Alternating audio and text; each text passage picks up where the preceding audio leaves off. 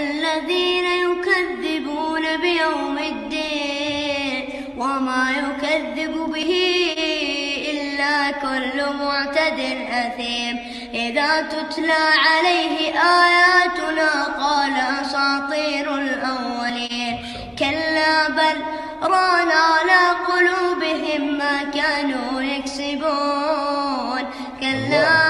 إنهم عن ربهم يومئذ لمحجوبون ثم إنهم لصالوا الجحيم ثم يقال هذا